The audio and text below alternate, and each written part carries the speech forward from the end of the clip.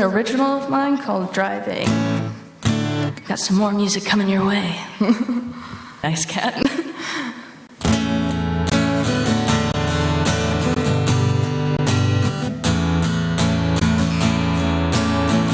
My name is Hazel, and I'm a little kitty. When I wake up in the morning, I sing a song so pretty. I like to play fetch, but you better throw it right. I'd like to stay with you all through the day and night. My name is Hazel. Would you like to play? Like to play? My name is Hazel. Hey, what's your name? Would you be my friend? Yeah, yeah. Would you be my friend? Yeah, yeah. We can cuddle up on the couch, and I'll bring over a bone. And you throw it, won't you please? Throw it high and low. And when we're done, we can take a nap in the sun. My name is Hazel. Would you like to play? My name is Hazel. Hey, what's your name? Would you be my friend? Yeah, yeah. Would you be my friend? Yeah, yeah. My name is Hazel. Thank you. All right.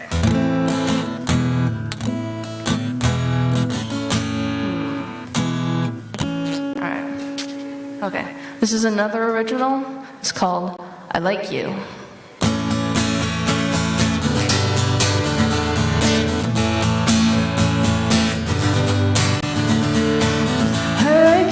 I like you, don't know why, but I do. I like you, it's so weird, but it's true.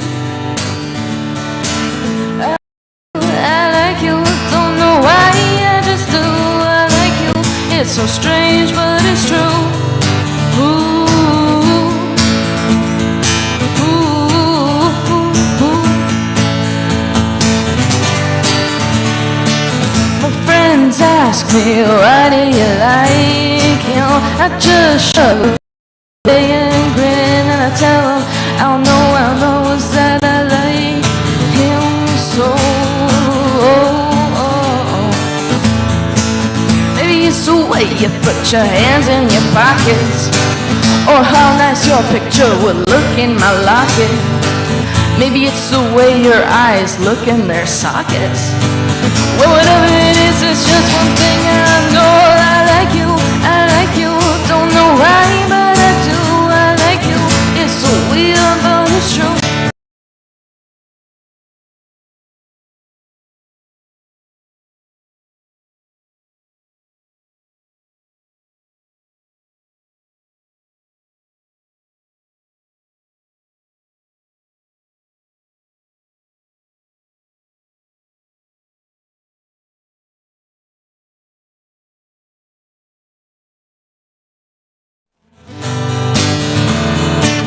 I like you.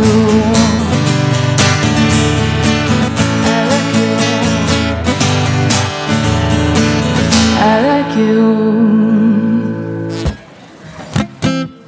Cool. Yeah, it's done.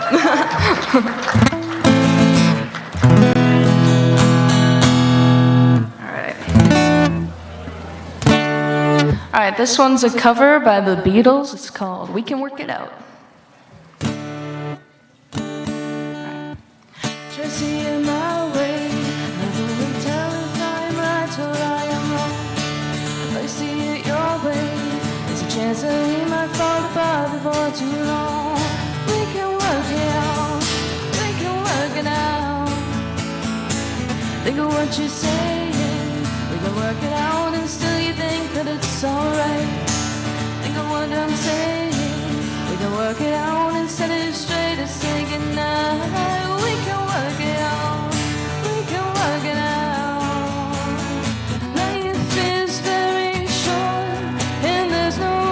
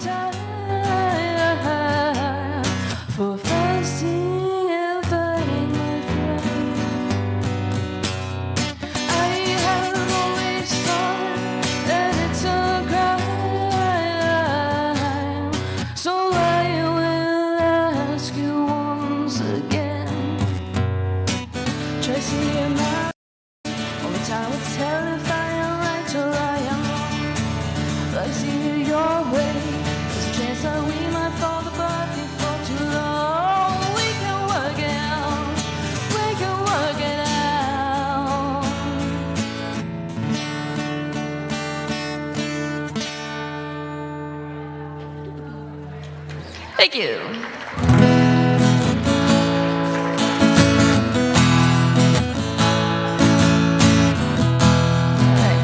This will be my last song. It's called Angel from Montgomery.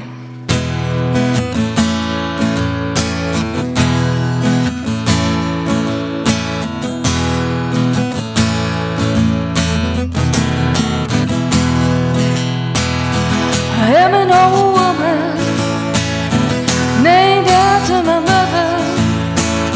My old man is another child that's grown old. The dreams of thunder, lightning was desire. Soul house would have burned down a long time ago. Make me an angel that flies from Montgomery. Make me a poster of an old rodeo. Just give me one thing I can hold on to believe in this living, it's just a highway to go.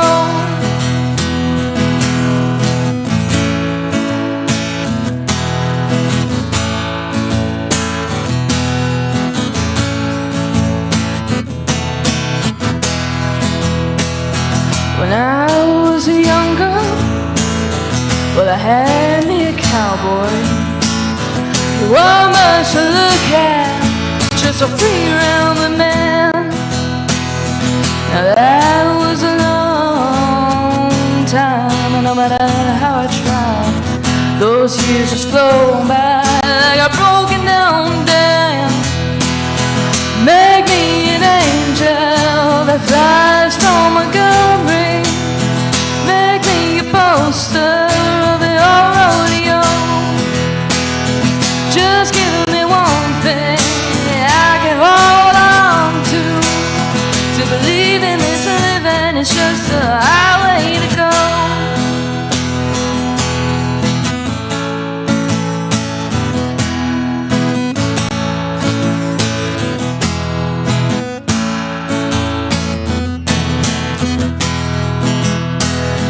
There's flies in the kitchen, I can hear them a-buzzing, and I ain't done nothing since I woke up today. How the hell can a person go to work in the morning and come home in the evening and have nothing to say? Make me an angel that flies from Montgomery. Make me a poster of an old rodeo. Just give me one thing I can hold on to believe in this living, it's just a... Whatever your passions are, whatever you aspire to be or do in this short life we get to live, do it with your whole heart. Have no regrets, no dream unfulfilled. You have the power to create the life you so desperately deserve.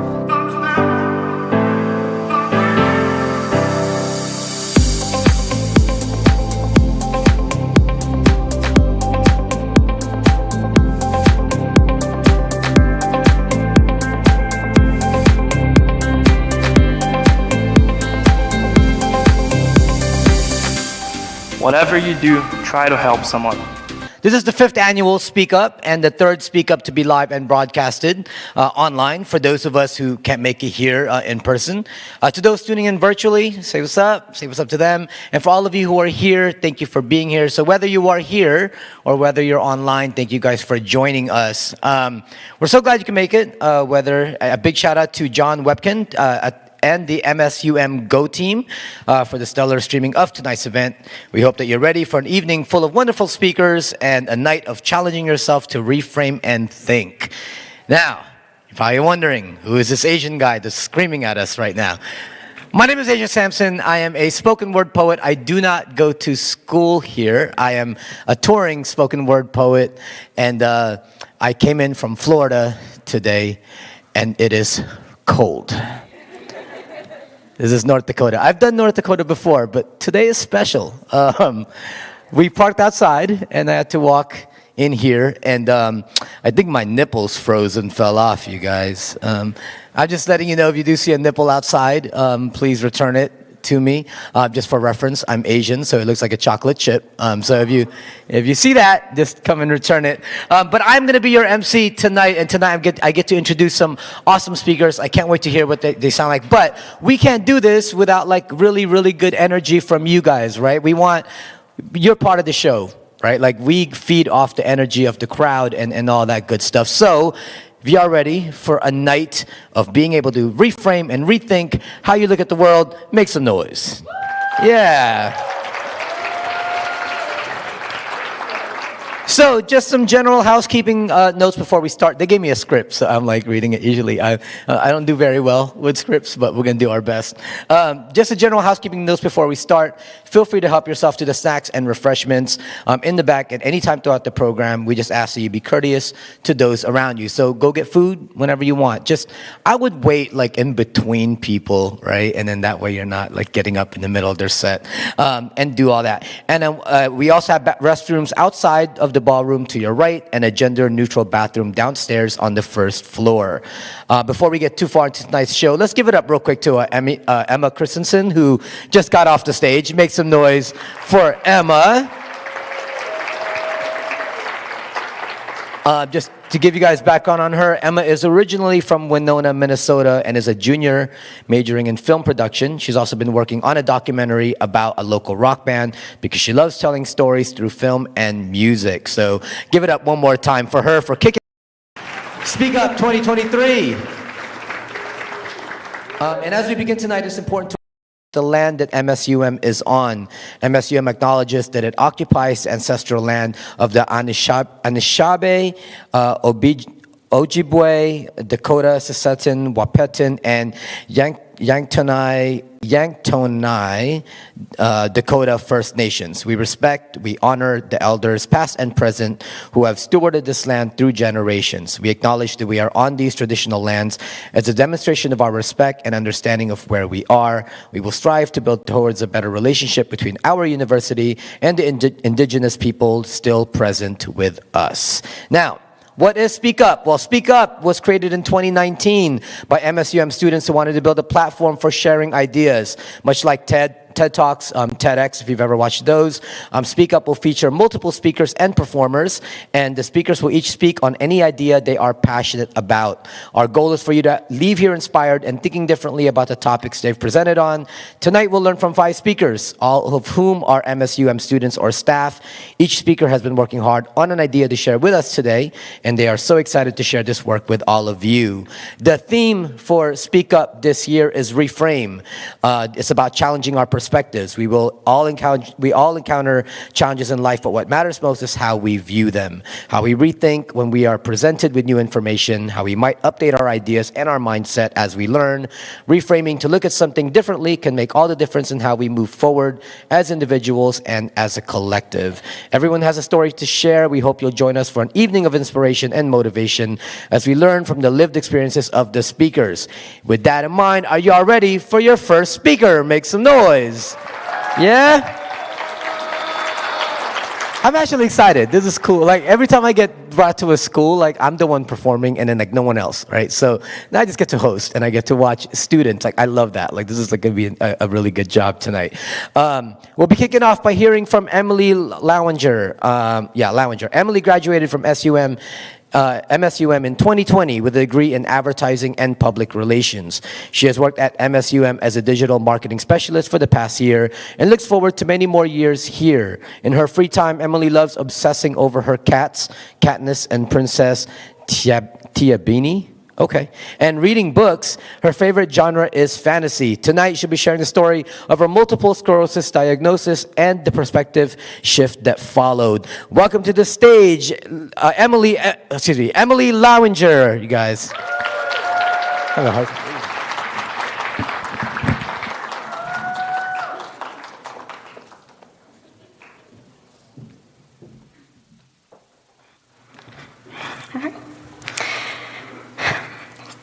Confidence is something I struggle with quite a bit. It also happens to be extremely important, especially when it comes to making decisions. When I was young, I was extremely indecisive. Subway, the sandwich shop, was my worst nightmare. And it took me a while to work up the courage to actually order something for myself. And when I started on the swim team, I was so afraid of jumping from the starting block that my mom told my teammate to just push me in. And she did. And annoyingly, it worked. So that's how I learned to combat my indecisiveness. I plunged in. So what happens when decisions get bigger than a sandwich or a swim meet? In fall 2021, I would be faced with many hard decisions that would test my confidence. My first decision came when I felt dizzy the summer before and didn't go to the doctor.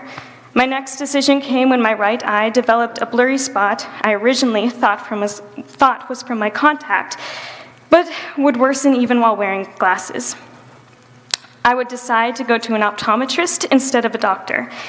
And when I inevitably got sent to a doctor after the optometrist exhausted all his tests, and when that doctor looked at me cluelessly and told me to come back a week later if it was still bad and to take ibuprofen for the pain, I made the decision to make my own appointment with an ophthalmologist. I had more confidence in myself than in my doctor. During that fall, I had a lot of doctor's appointments, MRIs, and blood tests. I learned what was wrong with my eye was called optic neuritis, which is when your optic nerve gets inflamed and affects your vision. Most of the time, eyesight returns after a month or so. That's what mine did. Unfortunately, optic neuritis is a very common first symptom for a few neuroinflammatory diseases, specifically multiple sclerosis. The first MRI I had was of my brain and eyes. I pored over those results trying to interpret them, and even though I knew it wasn't good, I tried so hard to imagine it was. The doctor who ordered that MRI didn't tell me what it meant. He just referred me to a neuroinflammatory specialist. The first I heard of this was when the nurse called me to make the appointment. It was an awkward conversation, to say the least. On November 11th, 2021, I was diagnosed with multiple sclerosis, also known as MS. The specialist told me what it was and what I had, and even though at this point I had read everything there was to be found on Google about it. For those who don't know, multiple sclerosis is an autoimmune disease that affects the nervous system. My immune system was attacking the protective covering on my nerves, called myelin, which caused the information to travel more slowly. There's no cure and no known cause. There are a few types as well. Mine is relapsing remitting multiple sclerosis, or RRMS. It's pretty common. It's the more common version for younger people and women. And fun bonus, everyone experiences the disease differently. My doctor doesn't even know what to expect in my disease progression, which isn't the most comforting thing to hear from a doctor. In addition to the decisions I had to face, I also had a major hit to my confidence. I couldn't trust my brain or my immune system anymore. When my leg falls asleep, I wonder if the tingliness will go away or if it'll be a new symptom. It's actually a really common symptom. When my contact moves and I have to blink to clear it, I wonder if my optic neuritis has returned. And when I get a headache, I wonder if I just need to drink water or if it's something more. It's hard to know the correct way to respond, especially after experiencing such a scary symptom. After my diagnosis, I found myself appreciating the small things a little more. I appreciate colors and my eyes having the same prescription, which I lost while I had optic neuritis. And when I ran on a treadmill for the first time after my diagnosis, I couldn't stop smiling. I may not be able to do that later in my life. I appreciate my memories, my ability to speak, taste delicious food, which maybe if you've had COVID, you might also know what that might be like, listen to music, and so much more. Here's the thing. Even without MS, those weren't guaranteed. So many people my age, and even not my age, take those for granted, but I will always appreciate them. I made another decision during this time. I wanted a new job. I liked my current job enough, but I wanted a job where I felt a stronger purpose in addition to, better health insurance. At the time, I was panicking about fitting all my career goals in before I retire, which at the time I thought was rapidly approaching.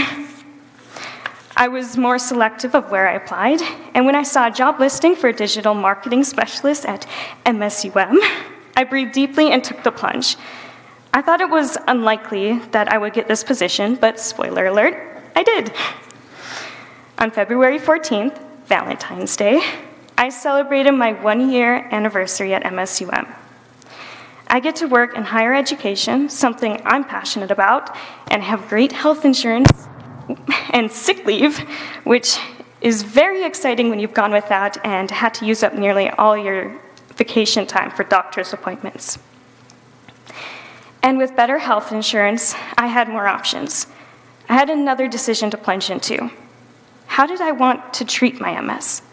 I decided aggressively.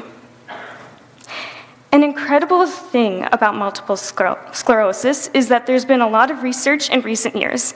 An MS diagnosis now is much different than an MS diagnosis even 20 years ago. We have a lot of treatment options. Even so, it took me until September 2022, 9 months after my diagnosis, to find a medication my insurance and I agreed on. I'm standing in front of you today, 15 months after my diagnosis, so it's not as tough to talk about because I've been able to get on meds and be more confident that I'm managing my MS well. But let me tell you, there were times during my diagnosis when I couldn't stop crying. It was so bad that I thought it was another symptom of MS, which, by the way, is not impossible. Basically, everything is a symptom of MS. No matter how hard I tried, the tears kept coming. I had never felt like that before in my life. I thought everything was over. Advice on the internet was telling me to say goodbye to the person I was before the diagnosis, but I didn't want to do that. Instead, I stopped obsessing over the future. I let my own image of myself be malleable. I trust that I'll be okay. I could freak out about all the little things that could happen, or I could focus on the things that I can control. While the year after my diagnosis was chaotic and messy and remains hard to put into words, I think about what I accomplished. Even while so much was happening, I was able to make decisions. My decisions led to a diagnosis, a new job that fits perfectly with my life goals, and got me on good medication. It led me to this stage, telling my story and hopefully raising awareness to a disease that affects 1 million Americans, and yes, young people as well. Most of all, I made it through. I may lack confidence in many areas of my life still, but I trust myself now more than ever before. For my fellow indecisive people, I hope you leave today trusting yourself to make the decisions. And even if you're not sure what the right one is, take the plunge and make one anyway. Thank you.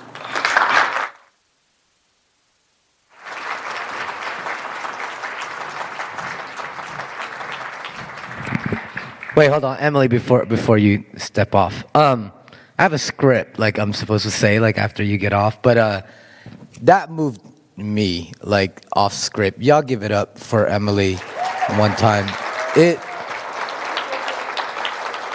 It is, man, you go through stuff, man. Like, you can't, it's hard to come up in front of people and share your story, you know, especially vulnerably. Like, how many of us here have something that we face? I'm like, man, no one will ever know about this, right? And so, especially when you get something like that and it's very scary and then you want to share that story with everyone else. And I think that's what's really awesome about this event tonight, so we get to do those type of things and speak up about the things that we know, that we feel inside, that we want people to know about. So again, one more time for Emily, you guys. All right. You guys ready for your next speaker? Yeah? All right. I think it's the cold is kind of making us out of sync. Is that what's happening? You ready for the next speaker? There it is. So Melanie Rodel is a what? Radel. You know what? I'm gonna have to show them what it says on here. It's no. I mean they put pronunciation like as in row. Yeah. Where's that voice coming from? Melanie Radel, yes? All right. Is a 23-year-old early childhood education major in her final year at MSUM. Over the last 5 years, Melanie has worked at Dakota Montessori School with students 0 to 6 years old. She has also worked as a server, manager, and baker when able. Melanie is currently the president of MSUM's student organization, Education Minnesota Aspiring Educators, or EMAE. She helps plan and organize professional development and community engagement events with the rest of the EMAE team. After graduating next fall, Melanie hopes to become a lead preschool teacher, apply for grad school, and gain her Montessori certification. Without further ado, Melanie Radel.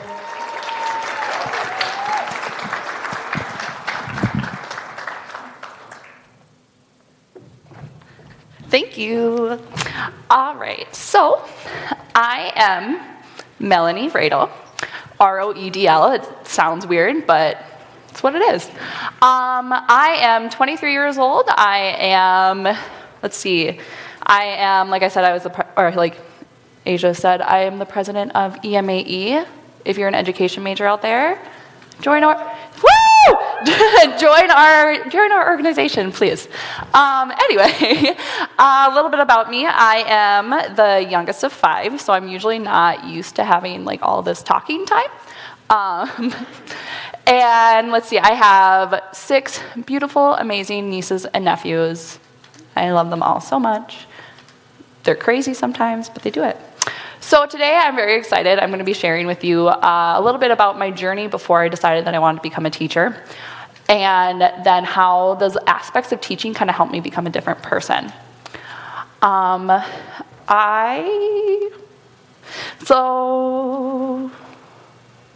I came from a small town in Minnesota, population about 600 people. I always tell people, don't make any special trips. Don't go out of your way if you haven't been there. It's not that great. I grew up in a very rural area, and it was honestly just not my cup of tea. I didn't like it, and I did not have a very good attitude about that. I graduated in 2017, and I got out of there. I moved to Fargo. I went to NDSU for a year for art education. And then I was like, hey, I don't want to be a teacher. I don't really like kids. I'm going to drop out. So I did. I dropped out for about a year and a half. Didn't want to go back to school. I wasn't sure what I wanted to do. During that year and a half, I kind of lingered. I dated a guy that I did not like, and he was like the worst. That's how it goes.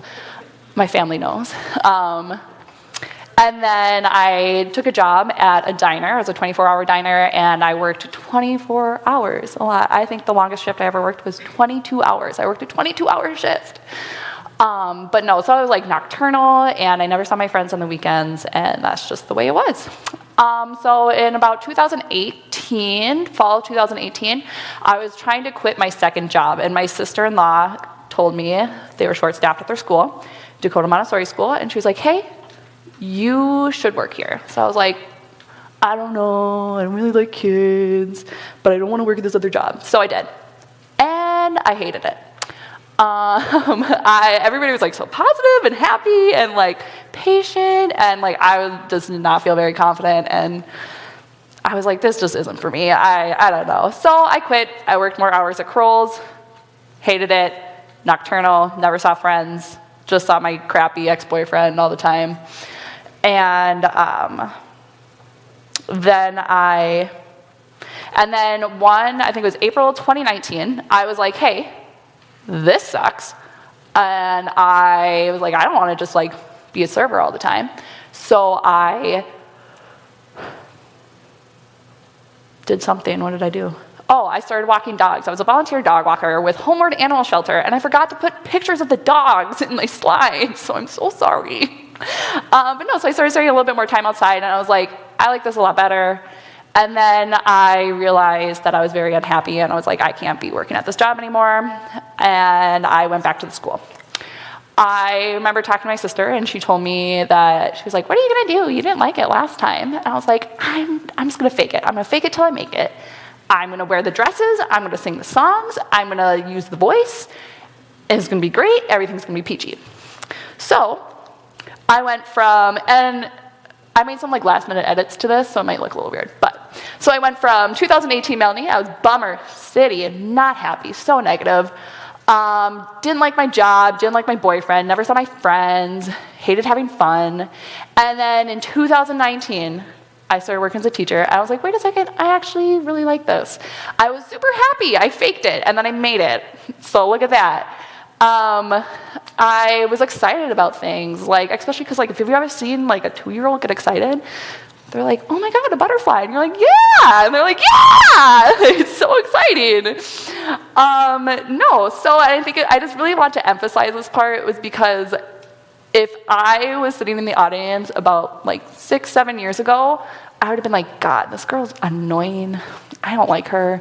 Like, she's stupid. Like, what? Everything's going to be super positive and happy? Like, I was like not that type of person. But that's what I'm going to be talking about today. So I'm going to be sharing more about positive influences. So working in a school environment, and I really appreciate everything that Dakota Montessori has done for me this past like few years to kind of help me grow into my own and become this person that I am and that I like being. So as a teacher, you have to have a positive environment and interactions for students. So you have to think about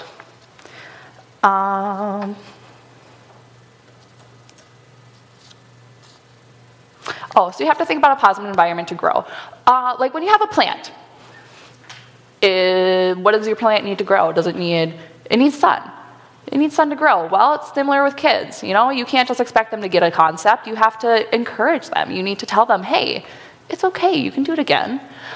And then, you know, and trying too. Trying again is a huge part. Part of Montessori too is like kids do a lot of like repetitive actions, repetitive things to see that they succeed. So we also talked about,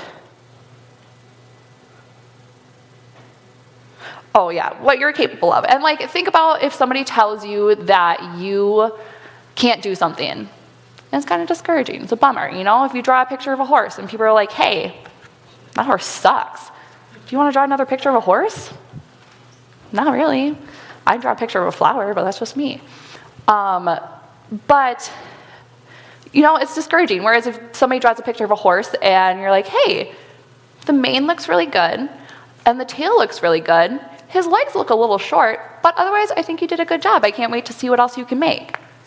You don't want to draw another horse. You kidding me? You're going to be the next freaking, not Mozart, Picasso, right? Yeah? Okay. No, and then another thing too that we did with like preschoolers and Montessori and everything, working with little guys, is their validation of emotions. Like it sounds ridiculous, but instead of being like, you know, like acknowledging that, okay, you are sad. That's okay. Like, all right, like, hey, you look really excited. I'm glad. And everything like that. Like, even when kids come into a classroom, you're always like, oh my gosh, so happy you're here today.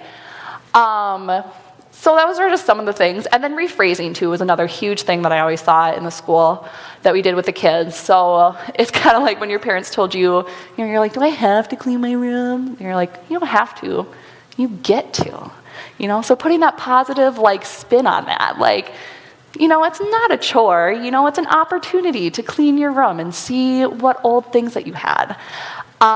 So it's really just, like, focusing on highlighting the positive. Like, what's good in this situation? Like, hey, I saw that you punched me in the face. I'm sorry you feel that way, but like, I'm gonna look so cool with this black eye. Like, look at that. So even if it's something like super dumb, like, it was just awesome.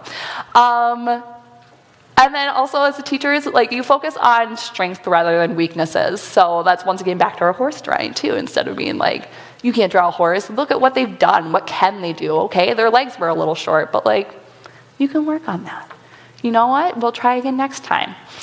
And then this is just kind of like a table that I found that I kind of copied off of that a lot of like teachers and parents will use for like kind of positive like parenting or teaching, where it's like, you know, instead of saying, be quiet, stop, it says, hey, can you please use a calmer voice? You got that. A big one is stop crying. My dad was always like, I'll give you something to cry about. I was like, oh my God. Instead of, versus, hey, you seem sad. What are you going to do?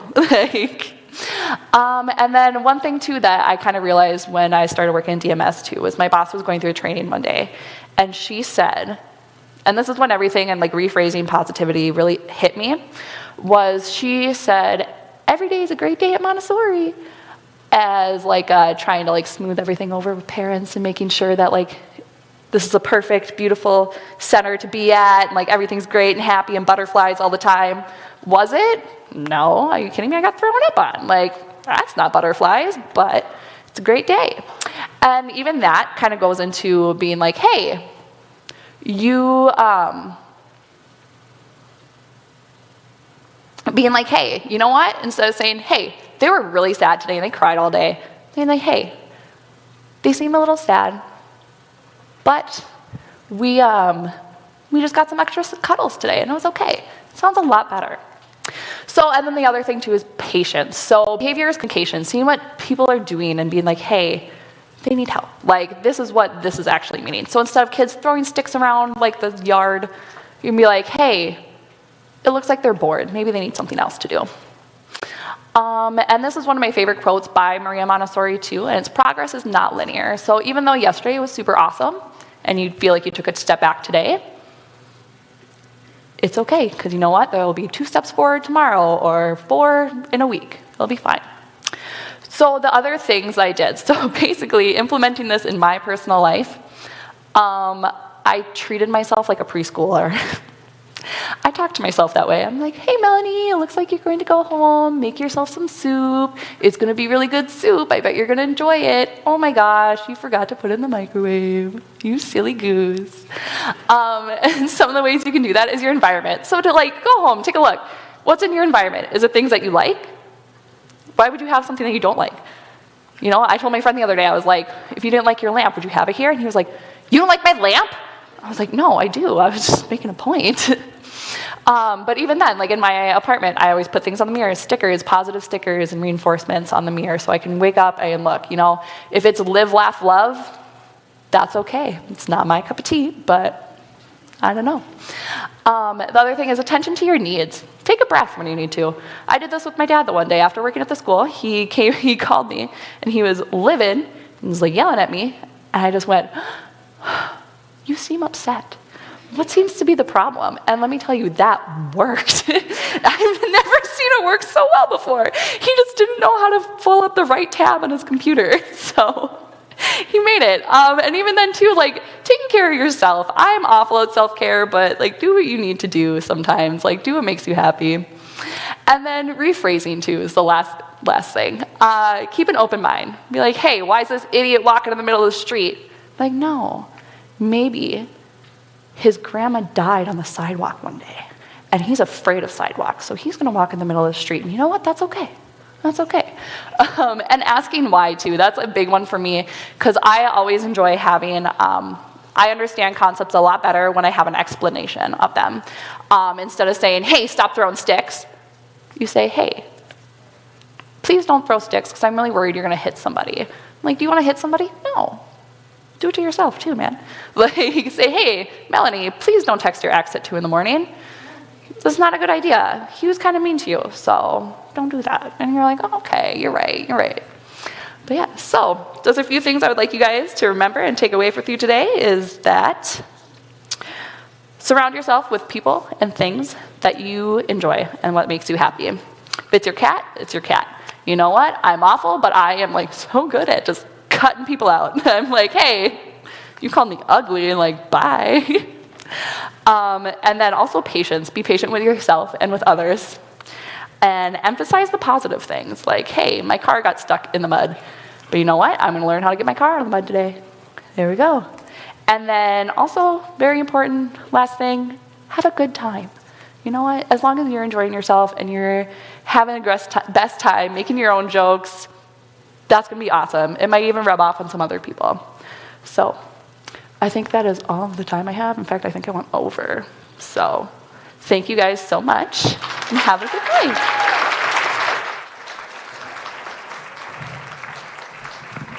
Give it up for Melanie Radel one more time. Thank you for sharing your passion with education. I learned a lot from that little talk. I'm going to self-talk myself now. Instead of saying, it's not that cold, I'm going to reframe it and say, but you like cold things. And that's what I'm going to do. It doesn't help. It really doesn't. So, think back to when you were a child. And in the count of 3, yell out what you wanted to be when you grew up. All right? Ready? 1, 2, 3. I heard, what was the last one? I heard something over there. What'd you say? I said it. Yeah, go ahead. Who was it? You just spoke. Who was that? Astronaut. All right. What was yours over here? Astronaut. Dope. How about you? You wanted to be a farm? No, I live on a farm. You live on a farm. Okay. Okay. What did you want to be? Dancer. How about you? Pilot. Y'all want to know what I wanted to be? I wanted to be a heart surgeon / architect / painter / ninja. Like, that's a thing, right? Like, think about it. I would design and build a hospital where I work, saving lives by day while assassinating them by night. Only the bad guys, obviously. Okay, fine, mostly. Then use the blood of those I've slain to paint beautiful landscapes on my porch every Sunday. Okay, that's disturbing, but it's totally doable. And I kept believing that until Maya, a second grader, punched me in my third grade stomach, and I let out such a loud scream, I realized I would make the most horrible ninja ever. That's okay, because I could still be a heart surgeon / architect / painter. And I kept believing that until Mrs. Mercutio, my high school counselor, told me my grades were as low as my parents' income, so I better think of something else besides med school. To this day, I wonder if she's still there, flicking off the light switch inside our children to keep them from being brilliant, but that's okay, because I could still be an architect / painter. And I kept believing that until my father, who's an architect, said it's really hard to find a job as an architect. Wait, no. Until they said artists will always starve. Wait, no. Until be realistic. Until find stability. Until I had no slashes left to keep tabs of all of my dreams. As children, we transformed blankets into tents and explored the safaris of our bedrooms by flashlight. We wore goggles and snorkels in the bathtub, believing this was an ocean filled with wonders and sea creatures we will discover when we dive. We tied towels around our necks and flew off the coffee table, pointing to the spot where we needed to land to break our record. We drew pictures of ourselves, the astronauts / teachers, the ballet dancers / rock stars. I kept mine at the bottom of my drawer for safekeeping, only to find them last week hidden beneath mortgage papers and credit card statements and the work badge I used to enter the building of a job I never wanted. How much further was I willing to bury who I was meant to become just to live a life that's steady? How long have I muffled the voices of those drawings when they try to tell me steady is just a word we like to use anytime someone asks, how's your life? And we're too ashamed to give the actual answer. In 2006, my doctor looked me in the eyes and told me I had testicular cancer, to which I replied, yay, sounds like a ball. He didn't laugh. Instead, he says, you understand that after we remove one testicle, you'll only have one testicle left. And I said, okay, then I'll just change my name to One Hung Low because I'm Asian. Still nothing. Instead, he says, you might not be able to have children after this. You might want to consider having your sperm frozen before the surgery. And I said, great. I will never look at frozen yogurt the same way ever again. He didn't think any of my jokes were funny. But how could you not find them funny? You're talking about me, the guy who once had dreams of doing ambitious things and is now teaching telemarketing to students and retired bankers. The guy who was taught that being a man meant being fully equipped, and now you want to come snip and separate the Wonder Twins? The guy who will later tell his friends and then respond by texting him a picture of a wonton saying, hey, don't worry, we found you a replacement. The guy who's already so skinny that those automatic doors at the grocery store can't detect me, and I have to wave my arms and jump like a madman until it opens. And now you're saying I may have to go through chemo, which will make me skinnier than I already am. Damn, how is that not hilarious? Yeah, you might not find that funny, but I can guarantee you that whoever's piloting my fate decided to raid the minibar, lock the cockpit doors, and is hysterically pissing their pants by now. Have you ever wondered why maniacal laughter is never included in the stages of grief? Maybe because it doesn't last that long. Maybe it's just a parenthesis, nestled between denial and anger, hold the grin between my clenched teeth, long enough to get the hell out of his office so I can cry on the shoulders of my car seat. How did I get here? I've never been one to go rogue and write my life past the margins. I once made billboards of my milestones and staggered them along my road to success, and now I'm wondering at what point did I lose the concrete beneath my steps? Maybe it's when my parents took that first flying exit out of their marriage. Maybe it's when I took that detour out of college, thinking there had to be a faster way, only to find myself going in circles until the student loan light started blinking. Maybe I got tired of running on empty. Maybe it's why I took that desk job that promised me my own corner office. Maybe I couldn't tell if it was the tie or the slow death strangling my neck, working long hours, paying for a degree I never got. Maybe that's what led to this. Laying on the hospital bed, my eyes towards the God I was told was a God of promise, asking, are you laughing yet? Do you not see this? The heavy-handed nurse pushing the needle in and out of my skin, failing to find a vein for the IV. The machines beeping like an SOS distress signal, like maybe this is it for me. The rock bottom ending to a life spent falling. How funny that the last words I'll ever hear is a doctor saying he'll do his best to make the scar as minimal as possible, as if my prayers resided on that. I don't remember anything after. I just remember the fade to black. But I do remember this. Just before the darkness engulfed me like a confession booth, just before the anesthesia grabbed me by the veins to drag me to my sleep, I heard a voice say, don't you see? This is your out. Because how can you ask to be molded into the person you're meant to be and then question how it's being done now? And when I woke up, I found myself here, standing on the stage, performing a poem where I get to say, I'm now 17 years cancer-free. I got a sexy battle scar slashed beneath my belly. Oh, and remember what they said about me not being able to have children? Well, I should also mention, I now have a son much more perfect than any poem that can ever come from me. My son, who hides fruit snacks in the crevices of the couch and eats them again 2 days later. My son, who has this weird thing about placing stickers over his nipples. My son, who gets to pick out a book for us to read before he goes to bed and eventually figured out that the longer the book, the longer he gets to stay up. No, I will not read you the entire Twilight trilogy. Now, put that back in mommy's drawer before you ruin it. My son, who actually, let me just tell you a quick story. So, my son is 9 years old. Obviously, he's potty trained and everything, right? But when he was first potty trained, like he was 4, and when they first get potty trained, it's like another year or two before they can actually, like wipe themselves, right? And this is how I realized I was raising a kid that was totally from a different era from the time I grew up in. Because this dude was on the toilet, doing his business. And when he finished, I kid you not, this kid yells out, Alexa, come wipe me. I'm like, no, dude, Alexa doesn't do that. My son, who manages to leave Legos on the floor in the exact same spot I'll be walking in the middle of the night. So when the top of those Antichrist toys meets the bottom of my holy foot, I have to hold my mouth to silence the screams, because if I wake him, he won't go back to sleep for the rest of my life. If you think I'm overreacting, let me ask you, have you ever stepped barefoot on Legos? Yeah? Trust me, it hurts a lot more than having a testicle removed, but I still let him have them, because every time we put new Lego sets together, he immediately takes it apart and rearranges all the pieces, and when I tell him that's not how it looks in the picture, he replies by saying, it's okay, this way is better. Sometimes fate has a way of dismantling our lives to tell us it's okay, this way is better. May we all be rearranged and rebuilt like that. May the billboards of our plans be shredded by the wind. So I'll ask you again, think back to when you were a child, and the answer you gave when someone asked what you wanted to be when you grew up. Think of how quick those answers came, held together by slashes before the world tried tearing them apart. Yeah, we may no longer want what we wanted back then, but it doesn't mean our hearts are meant to settle for something we don't want now, because somewhere you're 6 years old, still filling in the blanks of all the things you've ever wanted to be. You, there could be firefighter/veterinarian. You, there could be superhero/fashion designer. You, there could be master chef/PlayStation gold medalist. You, the wide-eyed wanderers with your gaze towards the horizon. You, with the impossible mountains to climb, do it for the gram, bring your slash back, place them between everything that makes up who you are, whoever that might be, claim the amazing you become, and drop all the which no longer fits you. Me, I am Asia Sampson, writer/performer/cancer survivor/husband/father/professional napper. No, I never became an architect, but I found much more joy in building people up. No, I never became a heart surgeon, but I try to write poems that cut through the chest and get to what's broken. And no, I never became a ninja, ninja. Actually, that's not true. I am totally a ninja. I'm like the most awesome ninja, fighting my best fight when the darkness comes. So tell the world to keep an eye out, because somewhere I'll be lurking, waiting for the perfect moment to strike. And when I do, I promise you will never see me coming.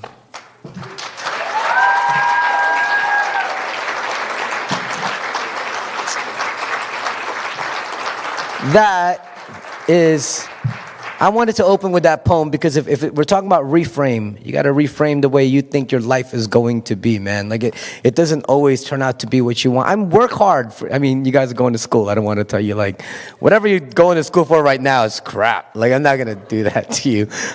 You'll learn that on your own. No, I'm just kidding. No, you follow your passion is what I'm saying, right? Like, school costs a lot of money, right? So go for something that you love and follow it. And I'm telling you, like, I don't want to be like that after school special. You could be anything you want to be. No, that doesn't work that way. It's hard work. And what I am saying is you keep an open mind in what life is showing you, right? Because it has a way of taking you through turns and things like that. And roll with it. And I'm telling you, your life will be so much better. All right. You guys got to excuse me. I was sick all last week, and last week was my birthday, and I was sick all last week. We went to Vegas for my birthday, and that's never a good idea, right? Because then you get, you touch everything, you get sick. And it wasn't COVID or anything. I just got sick, and then now I still have all the residual stuff. And yesterday I started losing my voice, and I'm like, please don't let me lose my voice, like, prior to this event, right? So thank you guys for, like, hanging with me and hearing all this. But y'all ready for your next speaker? Make some noise, yeah? Yeah? So I did want to just mention MSUM hosts Speak Up for several different reasons, and events like Speak Up matter a lot to our student body and community. This is because they help us demonstrate our MSUM values of grit, humility, and heart, demonstrating that good ideas can come from anywhere and that we need to care about and learn from the lived experiences of the people around us. Speak Up is a way for us to elevate the voices, talents, and stories of our MSUM dragons. So we're going to keep that going with Chelsea May. Chelsea is a freshman majoring in English education. Her hobbies include running, thrifting, and hanging out with friends and family. She is a first-generation college student who loves to learn from and about others. Tonight, Chelsea will help us reframe what we think of people who've been in the foster care system. Welcome to the stage, Chelsea!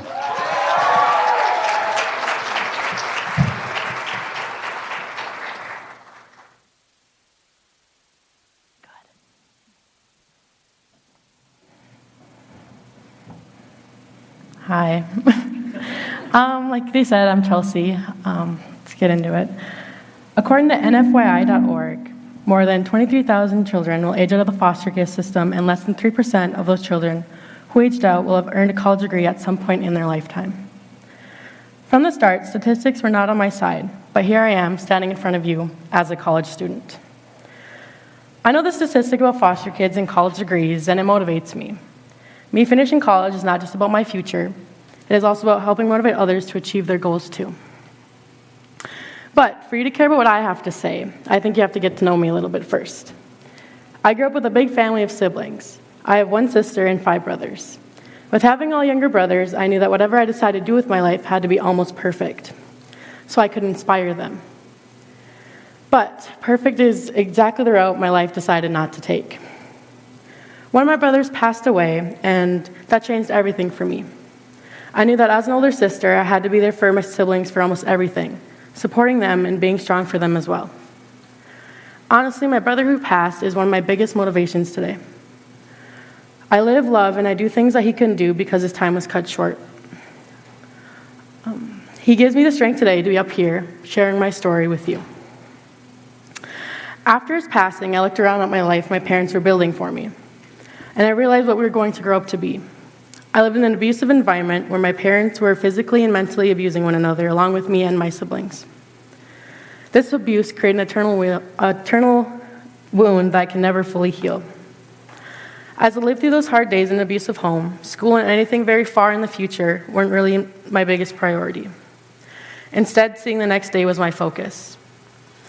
My older sister and I were so busy taking care of my younger brothers to the best of our abilities, doing everything we could. Suddenly, when I was 7 years old, my world and everything I knew changed with one car ride with CPS, or Child Protective Services.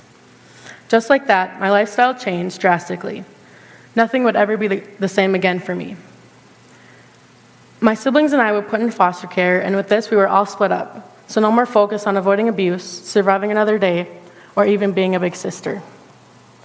This was the beginning of figuring out what my life would look like in the future. I knew that I wanted to build a better future, one that my younger brothers would be proud of, along with my sister. Not being able to see them meant I had to do a lot of this on my own and in the dark. I had to build my own courage without them for pretty much my whole life after being taken. Being in foster care, I heard a lot of statistics, and let me tell you, they're not encouraging at all. Statistics say that most foster kids don't graduate high school, let alone go to college. Most foster kids who age out get addicted to drugs and are pregnant before the age of 21. But I knew in my whole body that that's the route I never wanted to take for myself. By the age of 11, I was adopted into a home. This family was amazing in the beginning. I loved every second of being not a foster kid anymore. They taught me a lot of life skills that I knew I would need in my future. Sadly, this being not a foster kid lasted me about 6 years. They had no idea how to handle a child with the trauma that I had endured in the past. I was moved out, kicked out at the age of 16, and put back into a system alone and scared for the future that I've been trying to build mentally and physically. With getting kicked out, I wasn't allowed to see my brothers because they didn't know the circumstances as to why I've been kicked out. I had to prove myself to be able to see two of my brothers that I haven't seen in about 3 or 4 years now. This left and is continuing to leave a tear in my heart. Like I said, I do everything for the only family that I have. Sadly, my brothers have no idea of the work I've been putting into seeing them. This is one of the hardest things that I'm continuing to work on. I'm still continuing to fight and stay motivated for them. After I was kicked out, I was homeless at that time, and while being the age of 16 didn't really help my case in seeing my brothers. Another statistic for you. 20% of foster kids aged out of the system become homeless. I hated that. Right there was when I became a statistic. At this point, my vision of going to college, seeing my family once again, and everything I wanted for my future was once diminishing. How is a teenager going to fight all these things going against them, let alone a teenager like me? All odds were against me, and life was literally fighting back at me. Throughout the years of being pretty much homeless, I've heard a lot of, "Chelsea, you can't make it on your own. There's no way you're going to have a future where college is in it. All this, and you're just going to end up like your biological parents anyways." These words broke me down and tore me down like no other. I learned that I can use these words as a crutch, or I can use them as motivation to prove myself. I can reframe those ideas and prove myself to everyone who doubted me. After all my experiences, I had a very hard time trusting adults. Because of this, I did everything in my power to do it alone. I decided that going back into the foster care system at the age of 17 was going to be my best bet at the future I was building in my mind, and hopefully this would help with my sibling situation I was put in. I was put into my last foster home at the start of my senior year of high school. I was juggling turning 18 and the reality that I didn't really get to have a childhood, and that all the trauma I experienced in the past really did hurt me. But what hurt me the most is knowing that my brothers are growing older without a sister. Because of this, I knew that I had to keep it together for my siblings and for the future that I wanted so badly. In this foster home, I heard again the same messages that I've been hearing throughout my whole life. Don't use your trauma as a crutch, Chelsea. Maybe a university is too much for you. You couldn't handle that. Your brothers don't want to see you, Chelsea. You're not even trying for them. By reframing these into motivation, I was put in a position to prove myself. Those words hurt, though, and at times I felt like I was 7 years old again, looking at myself and doubting and saying, maybe everyone is right. I'm just a foster kid. There's no way that I can go to college alone while battling the system to see my brothers again. Using those messages as motivation, I managed to graduate high school, get my own things, and go to college. I'm doing things today that people in the past told me I never could do. I use their words as my motivation instead of letting them break me. Beating all the odds is not an easy thing to do. It's really hard. But that's what I've done all my life, and that gave me hope for the future. I decided to use these painful words to my advantage. I mean, this is the only thing I really could do, and sometimes felt like the only option if I wanted to achieve the future that I dreamed of all my life. Reframing those hurtful words into motivation is what saved me and keeps me going on the path to graduate college. All these roads and roadblocks throughout my lifetime, throughout my childhood, going into my college years, prepared my future in ways I never thought were possible. I am strong and I am resilient. After hearing my story, I challenge you to reframe what you may think of someone in foster care and choose to encourage them instead of sending messages that may hurt them. The words you speak to young people are powerful and can change their worlds completely. So use your words carefully. I hope you can take away these 3 things. Turn negative insights into your own type of motivation. Know that others' actions may stop you physically, but nothing can stop you mentally. And as my favorite fish likes to say, just keep swimming. Thank you.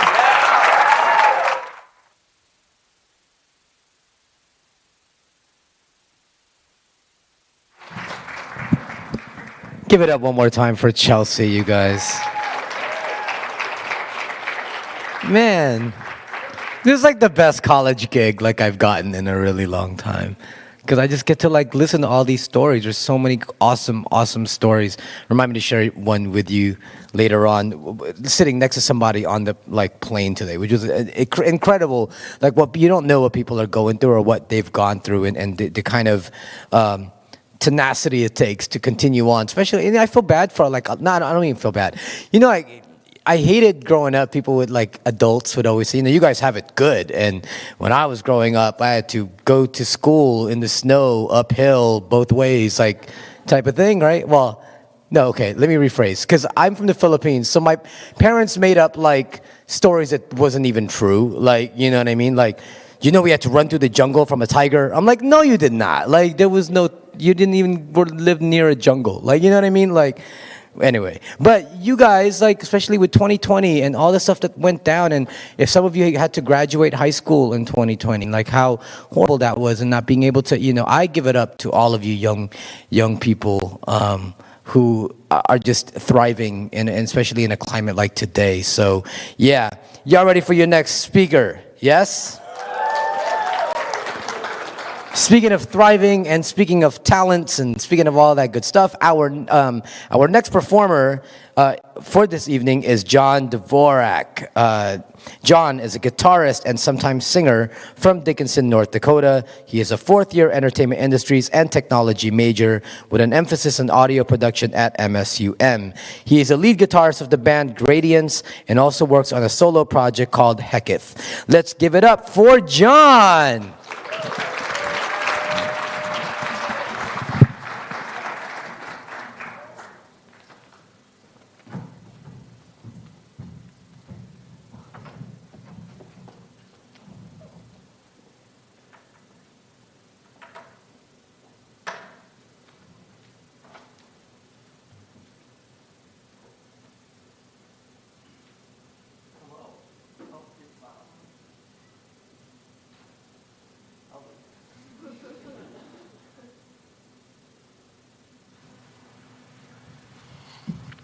Hello. There we go. I'm John. I'm going to do a couple songs, just kind of fill out the air tonight. The first song I'm going to do is about a sandwich, and the next song I'm going to do, I'll introduce that later. But here's the sandwich song.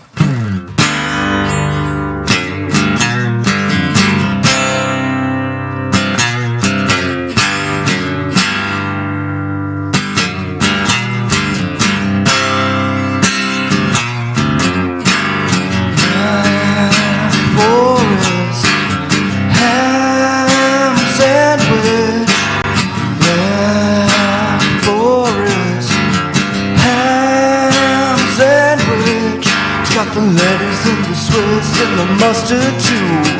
Girl, you know it was meant for you. Yeah, all on the bun, it's a lot of fun. Please don't let me be the only one with my black forest ham sandwich. Black forest ham sandwich.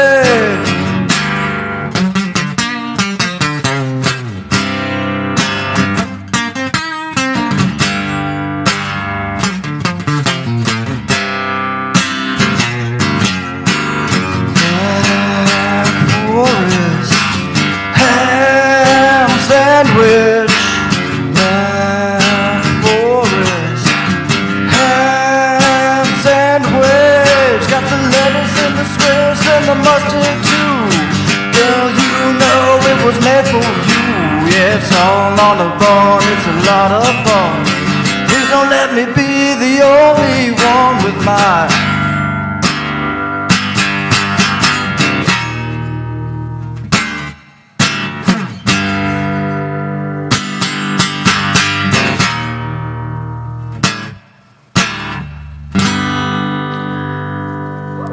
I've got one more.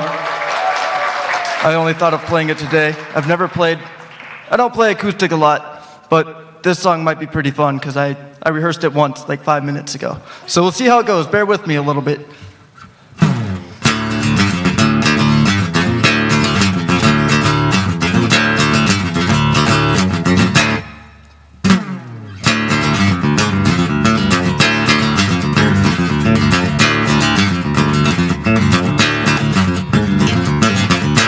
Years in captivity, all the ways that she tortured me, took away my will to live, took all I had to give, broke free into a world of hell. But my forces now I will prevail. Fed me and fed me lies, shouted me for that you'll die.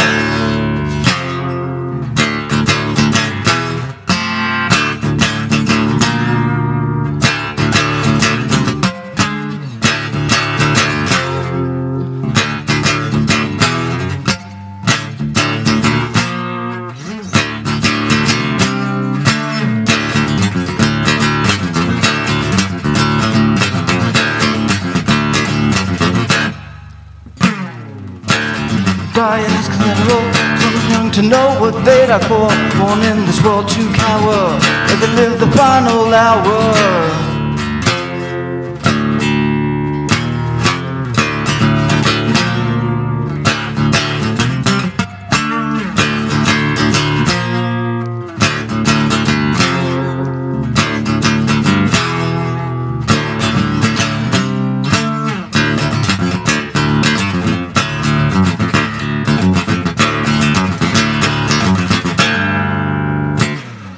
Every year is die as collateral.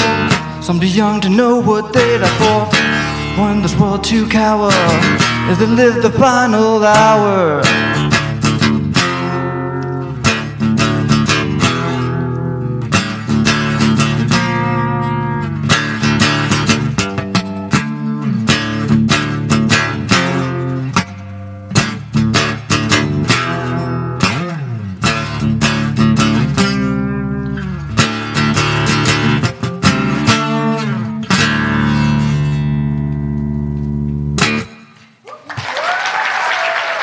That is all.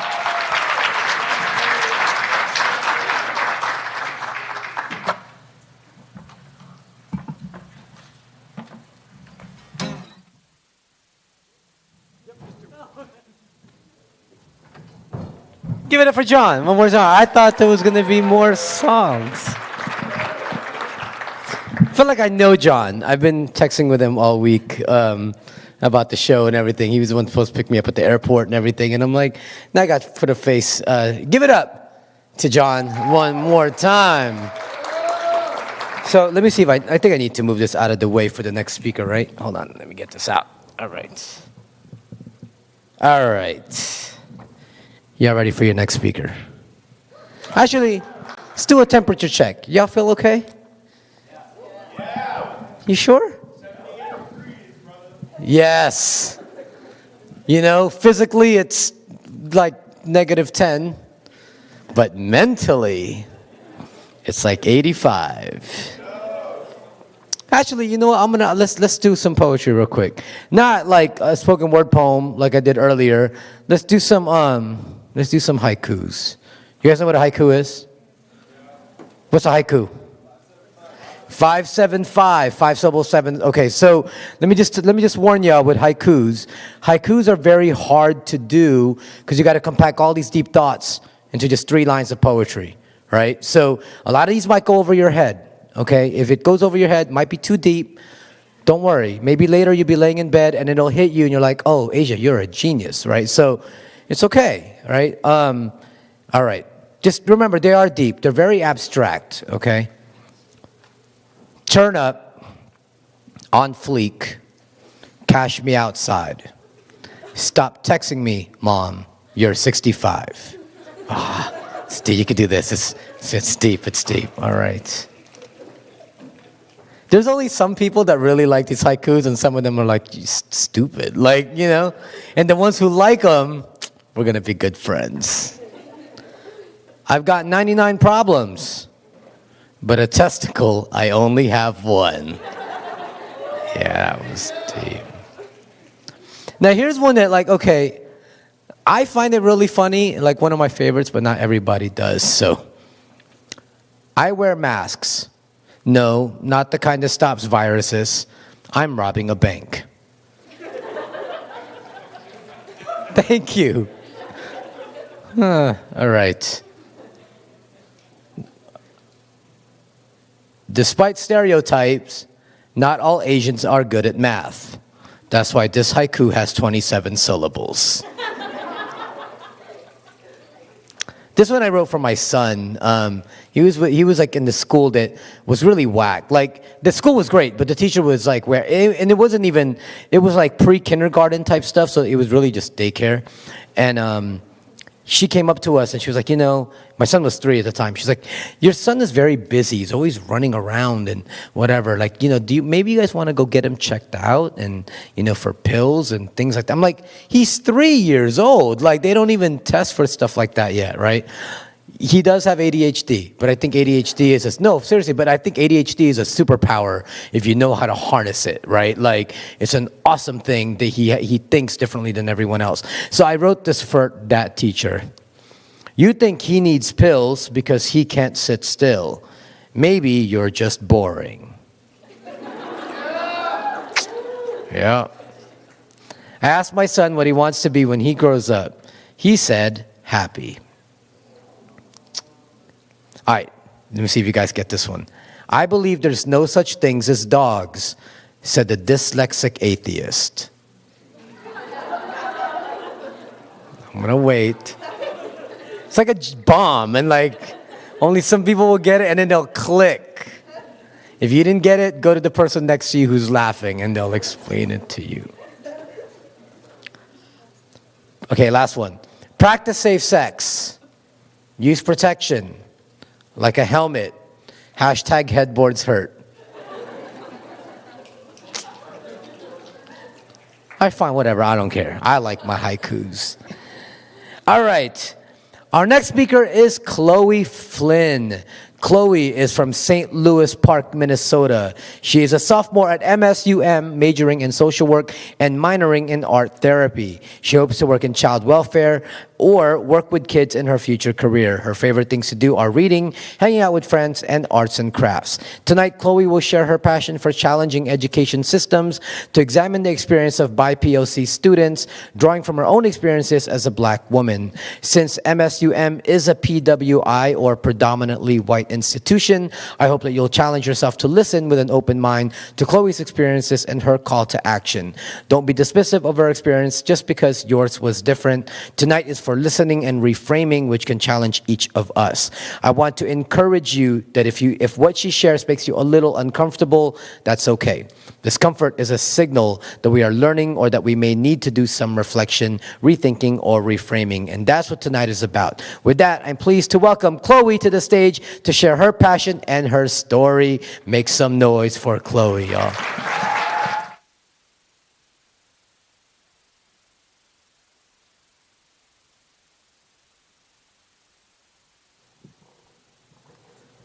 Hi guys. Okay, today I'm going to be talking about being Black at a predominantly white school, a PWI. Well, let me start. I'm super nervous. Okay. My family is from the South, Memphis, Tennessee to be exact. I came to Minneapolis when I was just 2 years old with my brother and my mom. While living there, I was around more diversity. Minneapolis is historically more diverse than Moorhead, with a larger Black population. And coming to Moorhead was a challenge, but I loved their social work program and knew I could excel here. But having others like me help with expressing how it made us uncomfortable and... Sorry. No cards flipped. There was more places I could reach out to when faced with a racial issue in Minneapolis. I felt more comfortable in my classes and had friends that were going through the same things as me. Like, for example, in school, we had a teacher who used the N-word, and some students couldn't understand why it made us uncomfortable. But having others like me helped with expressing how it made us uncomfortable, and the correct measures were taken to fix the issue. I didn't feel alone. When I first came to college, one thing I noticed was that there was many people who did not look like me, or at least that I knew of. This was different for me. It made me nervous. I was so used to having a large majority of African Americans in my class. Having more peers who looked like me made me feel comfortable, and even if there were only 3 of us, I knew someone would understand me. I realized that I would have to adjust to my new normal, and I would have to look at my surroundings with an open perspective. Being Black is an everyday battle. It comes with many obstacles and situations where I might feel uncomfortable. At the age of 14, I was so nervous to walk into a store with a backpack because I knew I would get followed. Or when I would get followed around Target because they thought I was going to steal. The thing that gets me the most is the stares when I walk into a store. How they look at me like I'm beneath them. White people do not acknowledge how their words, looks, and ignorance affect people on a daily basis. For example, during my first semester, I was studying with a group of students.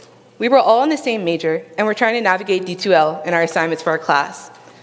I was behind on an assignment, and did not realize that the quiz would open up the rest of the assignments for this specific class. There was another student who was in the same situation as me. We decided to email our professor to ask if it was possible to still do the quiz. We both emailed the same thing and received the same answer at the same time. She was let in to do the quiz, and I was not. Now, there could have been many reasons why, but to me, it didn't make sense. We had just both started the class and had no other assignments except this one. Instead of opening it, the professor said I would need to have a meeting with him. Not gonna lie, I was frustrated. I couldn't understand why she was let in. It didn't make sense to me. We both had the same problem. But then it hit me.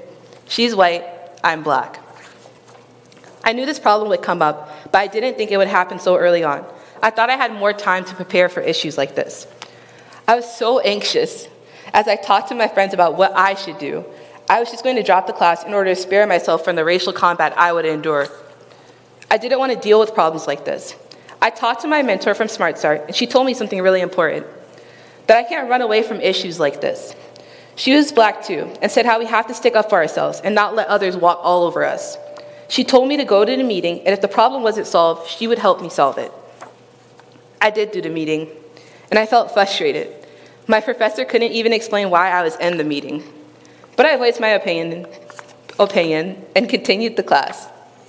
This is one of the many microaggressions I have faced. Although it was unfortunate, it did teach me to look at things from a different perspective. I would have to stick up for myself. The experience has taught me a lot. I cannot hide away from the ongoing issues and obstacles that would pop up due to my race. I can, however, look at them and reframe how I should handle them. I can't just look at things with one eye. You have to look at things with other options, even if it makes you or others uncomfortable. One way I've done this was in the past when I was in high school. I excelled in English. I would read ahead of the class and sit in the back, drawing or on my phone. My teacher could not say anything to me because I would finish the books and essays early. She decided it would be best if I was in honors English for the second semester. She asked me and I responded, no. I knew that honors class in my high school had very few Black people, and I knew I would feel out of place. She put me in the class anyways. Now this situation was actually beneficial. It pushed me academically and challenged me in a way that regular English wasn't able to. But this yet is another example of situations where I would have the choice to look at the negative or the positive. Situations like these can be very hard to handle and could have ruined my college experience. However, opening up, I learned I am not alone. There are others just like me in the same situation, being African American at a predominantly white institution, a PWI. I found a community that helped uplift me and showed me how MSUM could still be great. With every bad experience, there is a good experience and an opportunity to learn. Now I have a choice. Will I let things like this push me further from the education I deserve, or will I push through the racism-related stress and adversity? I decided I will push through, but not silently. I'll use my voice to share what it's like for many people like me while educating others on how they can be open to change. That's what I'm doing now. I was so scared to come on stage and talk about my experience as a person of color, And then I thought about it. If we don't share, how will others know? PWIs as a whole have to readdress the way they treat students of color.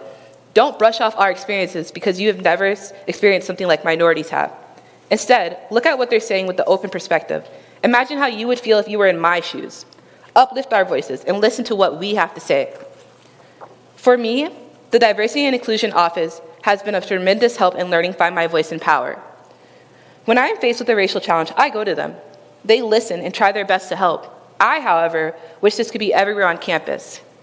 And hopefully it can be, somewhere in the near future. But the first step to reaching that goal is listening to minorities.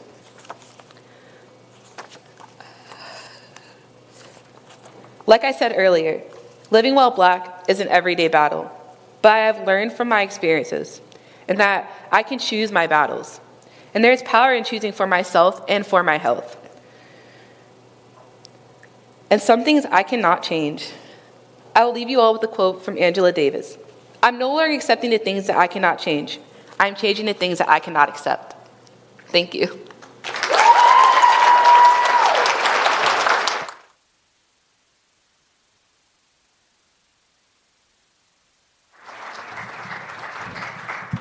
Give it up for Chloe one more time, guys.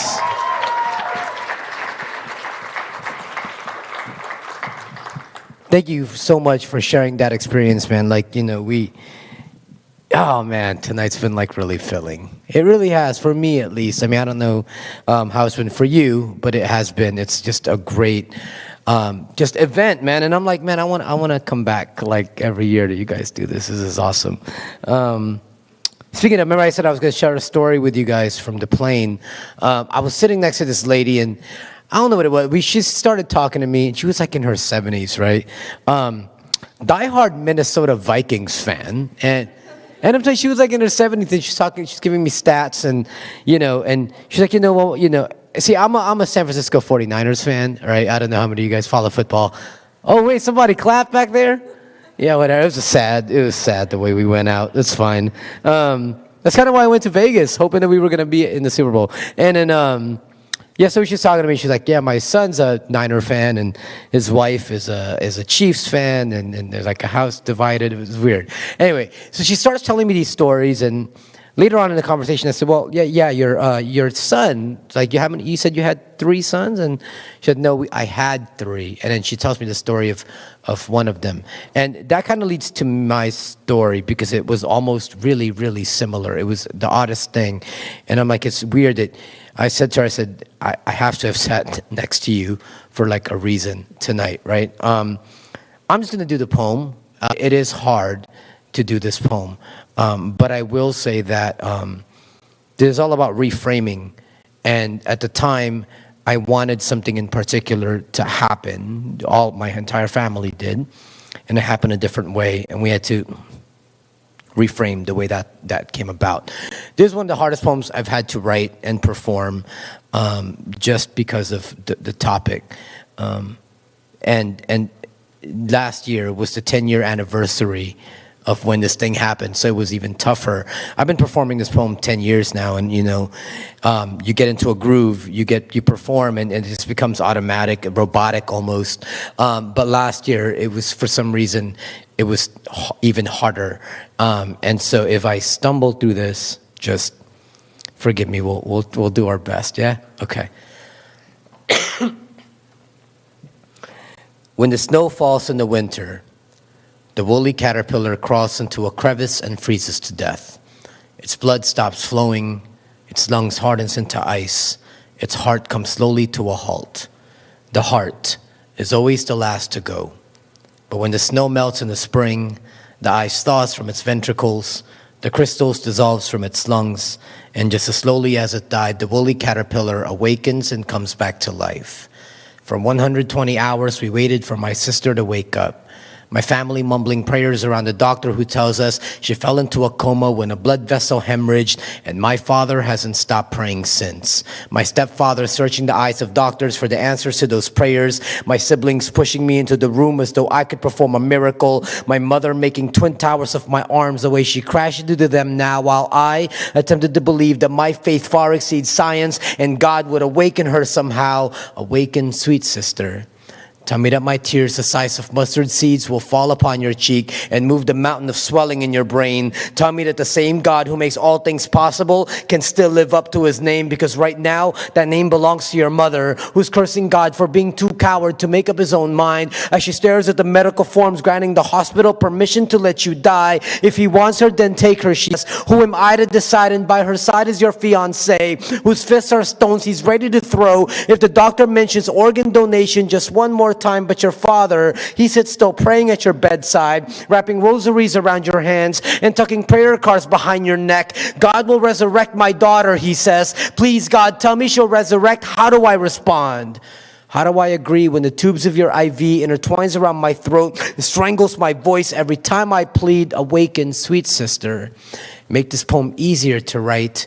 Tonight, pull out the respirator in your throat and speak the words that will end this poem brighter than how it begun. Remove the tubes and we'll blow kisses into your veins that you may know where the true source of your life comes from, how it comes from your heart, how in this hurricane world you broke into tiny pieces, dropped them like care packages on our laps. You always had enough of it to give, which is why there are 200 people in the waiting room now ready to give it back in case you needed to live. But on the seventh day, the doctor gave us the results of the last test my sister will ever take, and I swear I'm not built for earthquakes like that. My knees buckling like a bridge, my arms shaking too much to catch another one of my mother's crash landings. None of us was left standing. We were all falling through the cracks, falling until we hit the floor of her room that night. This is what rock bottom must look like. The nurse disconnecting her machines, our hands stretching to touch a part of her as we wailed, our tears dropping as fast as her heartbeat, our sanity vanishing with her breath. Faster it faded. My stepfather stroking her face. Faster it faded. My father presses her hand to his cheek. Faster it faded. We're still waiting on a miracle. Faster it faded. My face planted to my mother's belly. Mommy, this hurts. Faster it faded, and then it was finished.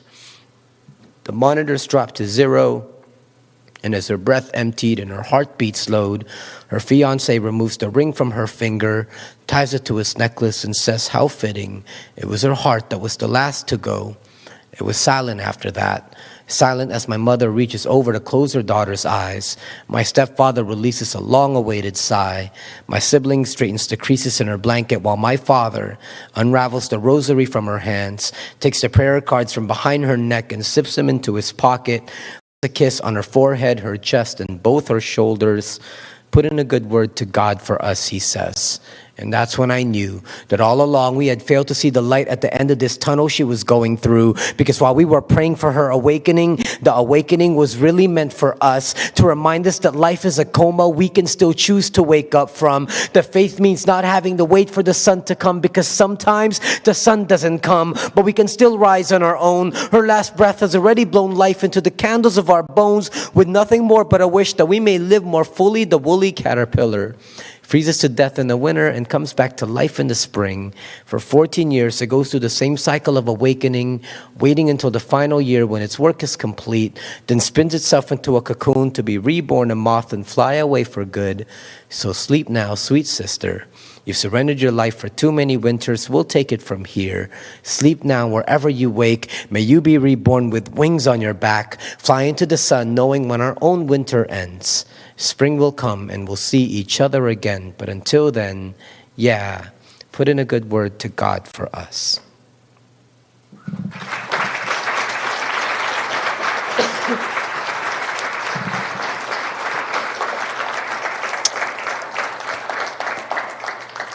All right, so before we bring out our final speaker, we want to remind you that part of the purpose of this year's Speak Up is to demonstrate that everyone has different perspectives that affect how they view the world. We hope you take tonight's speakers as reminders that our challenges do not have to define us. You've listened to these dragons share their ideas and stories tonight, and I hope they have inspired you to explore your own thoughts and ideas and maybe reframe something in your own life.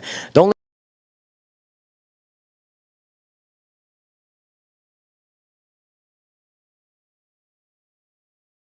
There is always a new way to look at something. We can all empower ourselves with a new perspective and make a difference. We hope that you can take something from tonight's talks and think about how you can reframe aspects of your own life. So our final speaker tonight is Nathan Wright. Hey, that rhymes. Did you hear what I just did? See how I emphasized that? Yeah, I'm a professional, that's why. Nathan says he may look like a professor, but is a humble college student. He graduated from MSUM in 2009 with a geology degree, leading him into a decade-long career in both oil production and gold mining. After a brief service in the Peace Corps, life reached out and placed him back home in Moorhead. Currently, he is adventuring into phase 2 of his adult life and getting licensed to teach science to future generations.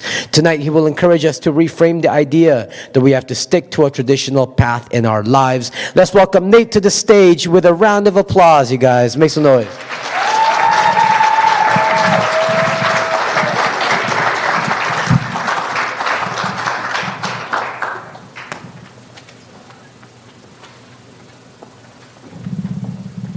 I get to, all right. Hi.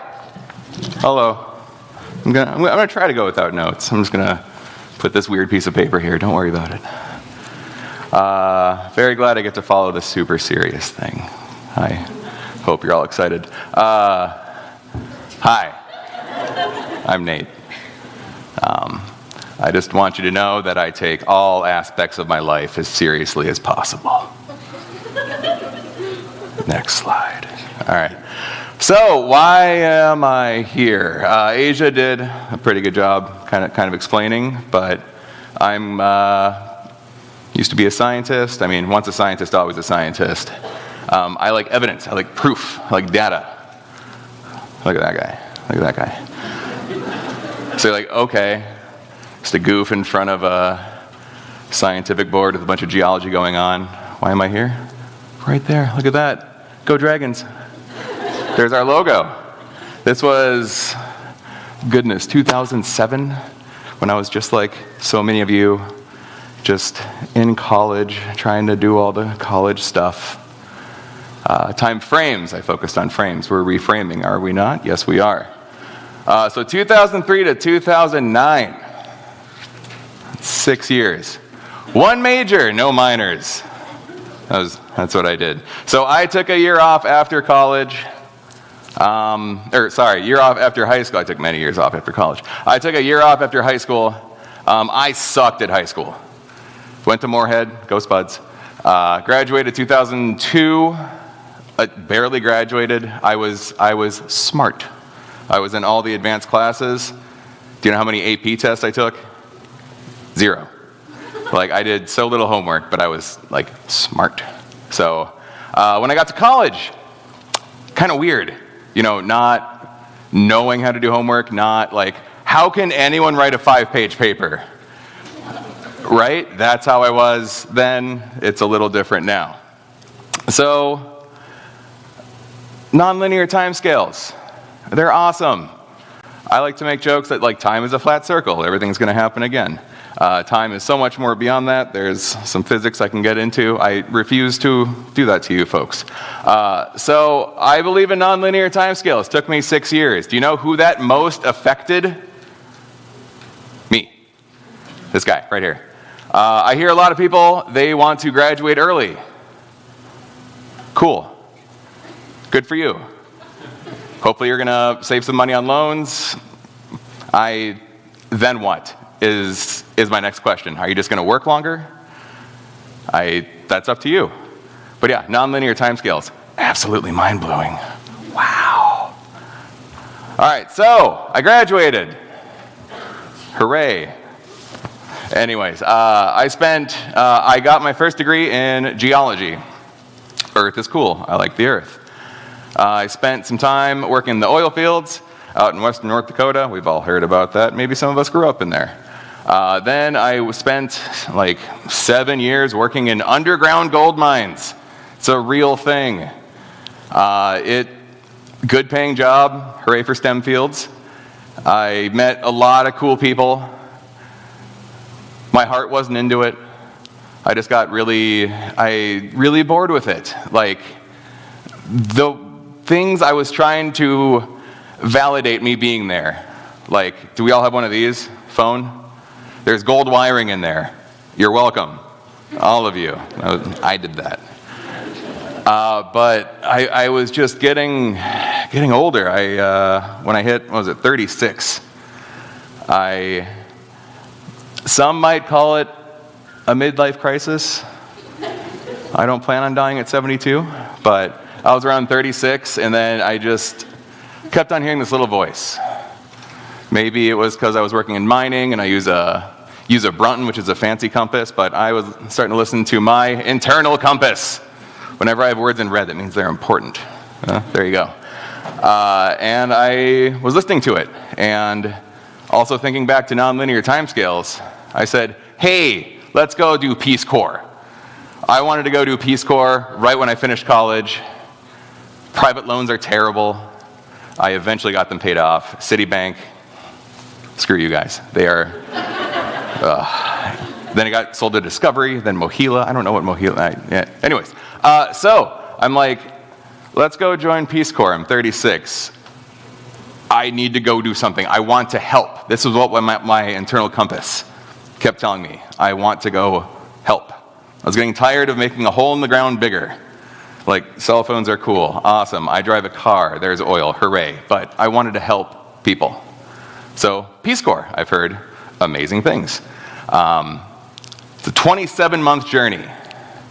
I was there for 1 month. Do you know why? There's a huge hint in the picture. COVID. Hooray. There's a pandemic. It's still going on. I don't know if you guys know that. So this is a picture. I hope my eyes are conveying that I'm very sweaty, which sometimes I sweat from my eyes. It's when I'm sad or happy. But very warm in the Senegal airport. I'm in Dakar. The capital is Dakar. I'm not like in a car. It's Dakar. And just a long wait in line to get pandemicked out of a country. I served 1 month out of 27. I was like, crap. Now what?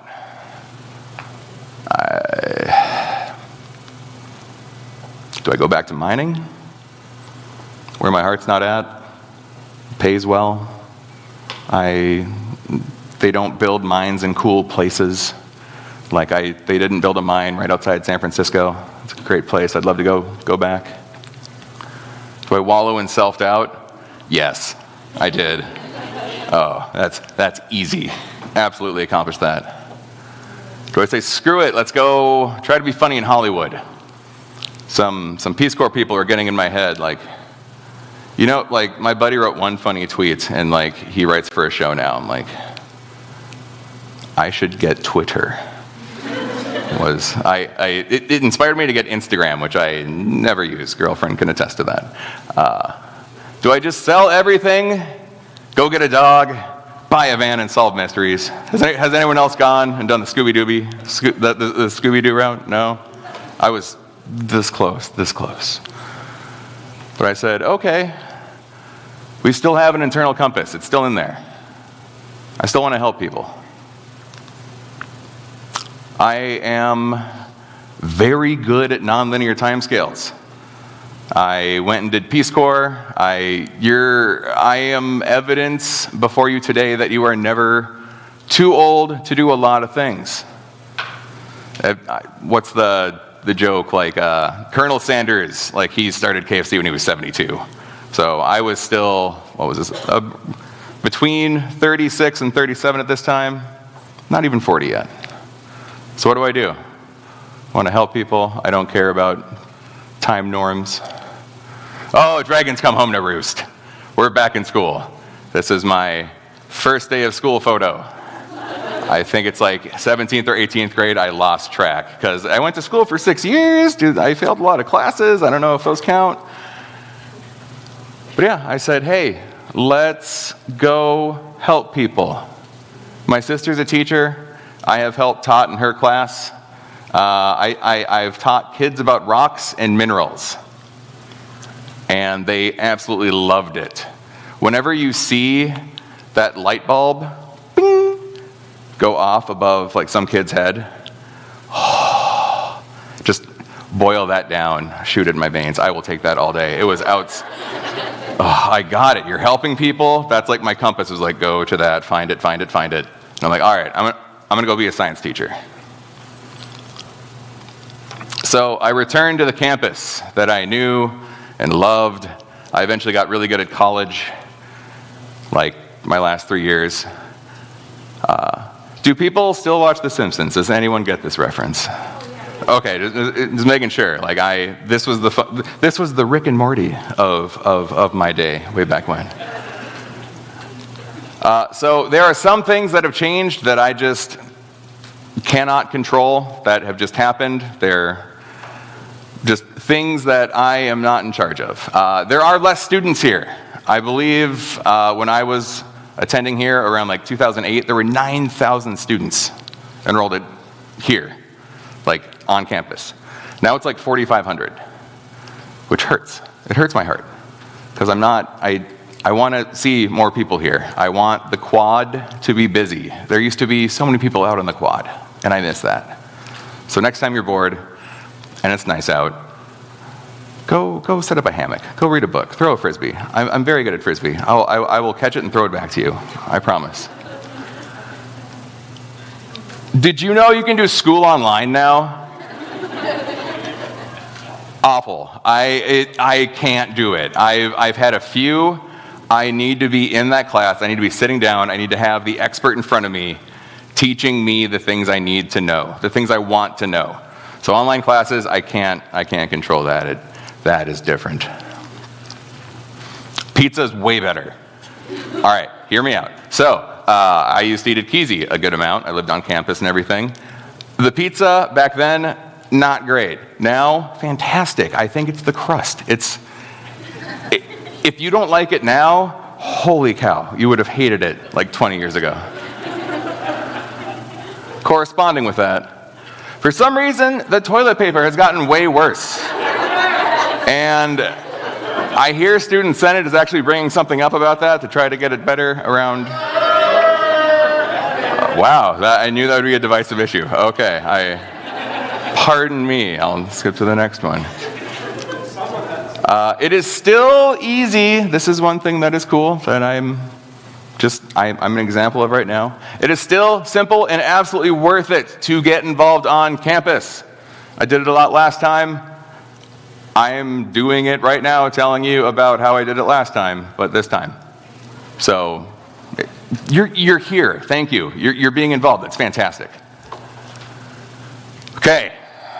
Here's the reframe. Again, red word. So I have life experience. Just this happened, and that means it takes time. So that has shifted my view on the college experience. So I present to you College Nate in 2003, College Nate in 2023. So old Nate, I can just skip class today. I can easily go to the next class. There's no way I'm going to skip the next one. And then that day, there's no way I'm going to skip that next one.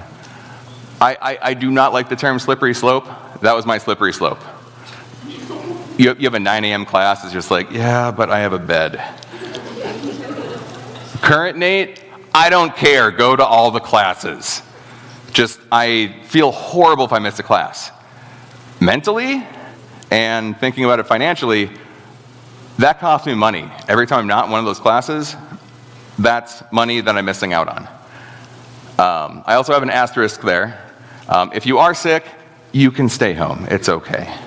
I missed my first class last week, and I felt terrible about it, but I also felt terrible, and the flu sucks. Don't get the flu. I need some water. Teacher won't notice if I'm not there. They'll notice. Even if you're not there, your grade will suffer. There is a correlating. If you are attending class and actually giving a crap about it, you will get a good grade. If you are not attending class, you will typically not get a good grade. And also, meet your professors. They're cool people. They know a lot of cool stuff. And they're people, just like we are. I have seen them out and about, and we've hung out, and it's great. Some of my very good friends now are professors that I met back in 2003. And it's fantastic. I get to see them again. Very, very fun. I'll just get notes from somebody else if I'm not there or if I'm not going to take notes. I see So many students not taking notes in class. Why are you doing that? You are in school. You will learn things if you write them down. I think it's supposed to be like 7 times. You have to see information and kind of use it before it starts to stick in there. Like, you'll see it, you'll hear the professor, and if you write it down, you're like just about halfway. And your notes are your absolute, they're your notes. You will help yourself, and you will know them so much better. Dr. Ellen Brish, has anyone had Ellen? She's awesome, I love her. She says, what was it? The hand learns before the eye. That's why you take notes, and that's why I passed that class. She's very smart. Holy cow, I am way too hungover for class. Has anyone here ever been like that? Let me tell you, you have no concept of hangovers until you get older. You can go to class, even if you still, like, oh, it was rum, I can smell it on me. You're fine. Go to class. I'm so glad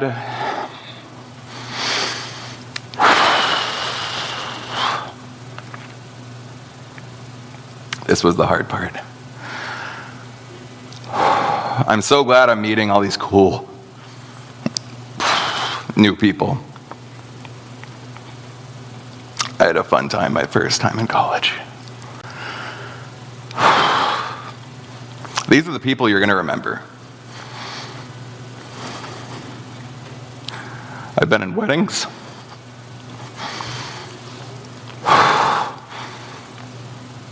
I get this chance to meet cool people again.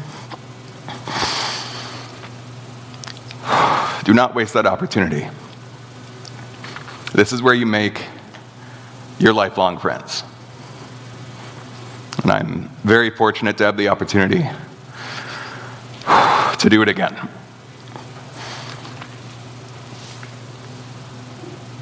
Thank you. I love you. Go Dragons.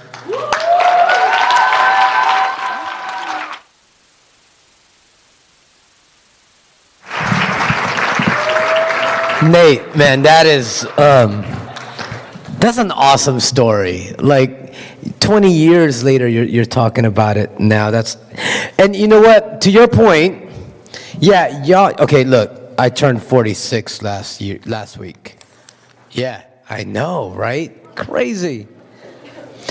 You have no idea what a hangover really is. Like, I came back from Vegas, my hangover had a hangover. Like, that's how bad it was. And I don't do that. Like, that's not something I do on a daily basis. It was just like, you live it up. It's your birthday. People are buying you drinks. And I remember drinking and going, this is not going to be good later. Right? And, and also Vegas is a recreational city, right? Like, I'm also not going to remember this later. So I just remember waking up the next day like, why? Like, why do I have a new tattoo? Like, I don't know, I was hurting. Man, if I could go back to being your age, like I used to drink stuff that was just like, why would you drink that, right? Like, I don't know, 2000s, early 2000s, there was like, what was it, Four Loko and whatever those were, and in late 90s, early 90s, there was like all this crazy stuff that we used to drink. Like, we didn't have all the fancy Grey Goose and all this cool stuff that people have now. Yeah. So I'm going to tell you guys a story, and we're going to close out. So I told you guys in the beginning I have a son now. My son is nuts, man. Like, okay, so just to reframe, when he was born with something called neurofibromatosis, right? Some of you may know what that is. Some of you may not. When he was born, he had all these birthmarks all over, little tiny dots. They look like freckles. And that was usually a sign of NF. And when the doctor saw that when he was born, he was like, you may want to go get genetic testing and CVS NF. And we went and got it tested, and he did have it. Now, for the most part, NF is safe. Like, you grew up normal, like nothing really out of whack. The worst case of NF, if you've ever seen pictures of people like that look like that bubbles all over their face and their face is melting off, like that's the worst case of NF, because what happens is a whole bunch of tumors start growing, and they're usually not cancerous. They're usually just benign tumors. They grow them everywhere, and in their face are sagging. They say that that's like the rarest case, and if that was to happen to my son, we would know that by the time he's like 3 or 4. So thank God that didn't happen. But NF does affect you in other ways. Like, for example, low muscle tone. My kid didn't walk until he was like 1 year and 7 months. To this day, like, he's 9 years old and he can't even keep himself up on the handlebars. He just doesn't have that kind of strength. You could tell he's very lanky when he walks. Yeah, that type of thing. And it also can create ADHD. So there, there's certain things, learning delays also as well plays a part of it. But my son, like, my son is smart in ways that, like, I am not, right? And he may fall behind in some stuff at school, but he's like smarter in other things. So case in point, in 2nd grade he came back and he came home and he said, "Daddy, I won the Tech Whiz award at school," and he was so proud, right? The Tech Whiz award, and I'm like, this is awesome. At teacher conference, the teacher was like, "Do you want to know why your son won the Tech Whiz award?" I'm like, "No, tell me why." He goes, "Well, we were in the computer lab, and your son managed to make himself an administrator on one of the computers. He had access to all the grades. He didn't use it for that. He just knew how to get in there and make like a profile." And he goes, and no other kid was doing this stuff. And I'm like dying laughing, right? And I'm like, I'm not surprised, because a year before that, I saw a $200 charge on my credit card from Amazon. That same day, this humongous box shows up at my house. I open the box, and it's a legit, like industrial grade, but looks all pretty, it's all decorated, snow cone machine. Like, it actually makes legit snow cones. And it looked just like the one at school. And I'm like, "Eris, did you buy this? Did you get this from Amazon?" He's like, "Yes." I said, "How?" He goes, "With your phone." I'm like, "Okay, show me." So I hand him my phone. It's locked. He goes in there and he types in my passcode. I'm like, "How you know my passcode? You don't even know numbers yet. Like, how did you?" He gets in, swipes to Amazon, and I'm like, "This I have to see," because he doesn't know how to spell, doesn't know how to read. Like, how is he finding snow cones? He presses the microphone. He's like, "Snow cone machine." And then whatever came up, he just chose the one that matched the one he had at school and did like swipe and all this. It was scary. And so my wife was like, "Just hide it and we'll give it to him for Christmas." Like, I was going to return it, right? And so I told him, "We're returning this. You shouldn't have done that." Gave him the whole lecture. And then that Christmas, he opened up his gifts. And then I'm like, "Eris, I think we have one more gift for you. It's in the closet. Go look." And he opens the closet. And he didn't look like fully surprised, right? And I'm like, "What? You don't, it's a snow cone machine, the one that you wanted. You don't like it?" He goes, "Of course I like it. It's why I bought it." And I'm like, "You little asshole." Like, you know what I mean? Like, trying to. And then this year, we were at teacher conference, and the lab teacher, the computer lab teacher, is like a friend of ours, right? I said, "Hey, I said, Monica, is he still an administrator on one of the computers?" And she's like, "Yeah." I said, "Well, how come you guys haven't taken it out?" He goes, "IT has been trying to take it out for 2 years, but the reason why they can't is because your son forgot what password he set." And so to this day, the kid is friggin' hilarious, man. And so I've been wanting to write a poem for him since he was a kid, right? Like, of course, like I'm a poet, I'm gonna write a poem. But sometimes you can't force work, right? Like, you just have to wait until it hits you. And so this is the poem that I ended up writing. And it's dedicated to him, but it's really dedicated to all of you. We have to start reframing how we see ourselves, right? Like, everybody in here, you look in the mirror, you know that there's something about you that you don't like. We all know it. Like, someone once said to me, "Nothing anyone can say or do to me is worse than what I've said and done to myself," right? We are our own worst critics.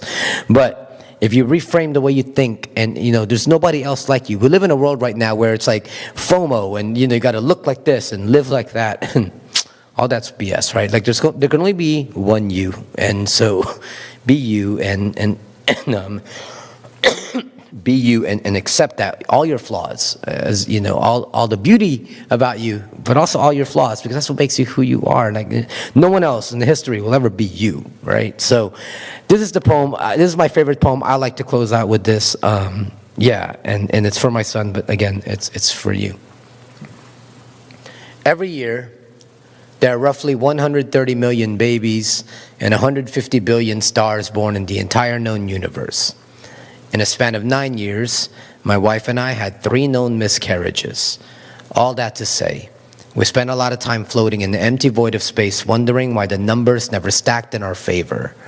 When we finally caught the comet, the geneticist saw the 100 tiny birthmarks that freckled my son's entire body and told us this was a symptom of neurofibromatosis, a rare genetic condition that can cause benign tumors to grow in the brain, spinal cord, and nerves. At its worst, so many tumors can grow, it can sag his skin and make his face look like it's melting, and I'm wondering, how will I handle the tumors if they come?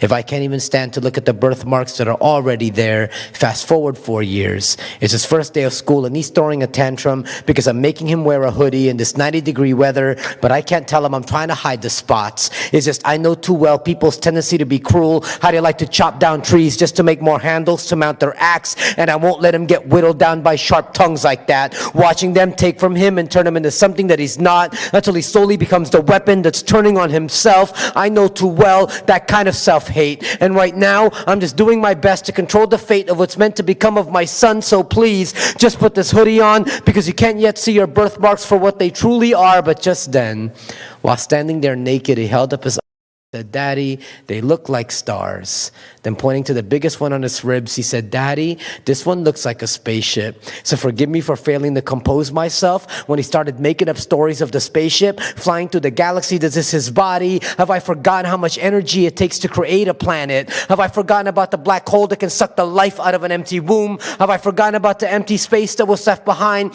after the first time I dismantled the unused crib in our bedroom? How dare me think I know more about this universe than you do? How dare me forget all the stars that fizzled out before you came shining through? You were born, you are here, riddled with spots as proof you exist. It's why they call them birthmarks to begin with. So how lucky are we that you have more than most? Miracle boy, I know one day you might want to eclipse yourself into that hoodie, to hide behind the moon as they stare and point. Well, let them stare and point the same way they stare and point at stars in wonder and awe. Remind him they're merely specks of dust in the vastness of your presence. And when the bullies come with their meteor shower of insults, aiming to hit you at your core, swing your Milky Way arms to the bridge of their nose, so they will always know that you are the big bang your mother and I have been waiting for. You walking constellation, you light speed traveler, you rocket of hope. I've gone on with this metaphor for too long, I know, but every year there are roughly 130 million babies and 150 billion stars born in the entire known universe.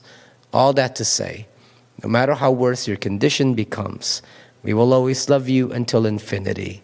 You are our son, our 1 in 150 billion.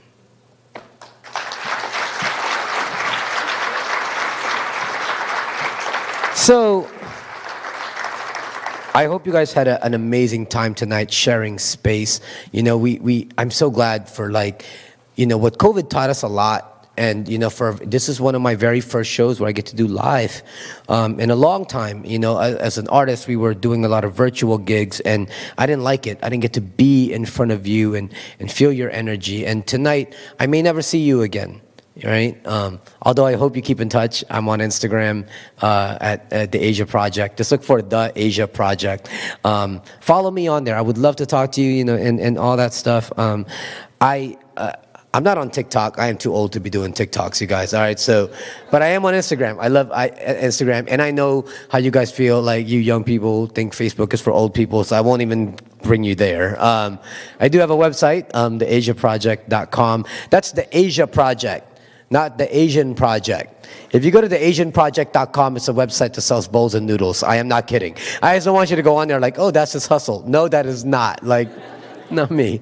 But I would love to talk to you guys on there. I hope that I get to come back. The last time I did Moorhead was 2013, so it's been 10 years. And you guys look awesome. So let's not let it be another 10 years before I come back. Just, can you bring me in April? Like, yeah. But it's fine. It'll be good. Tonight was awesome. It made everything worth it. Thank you guys so much for being here.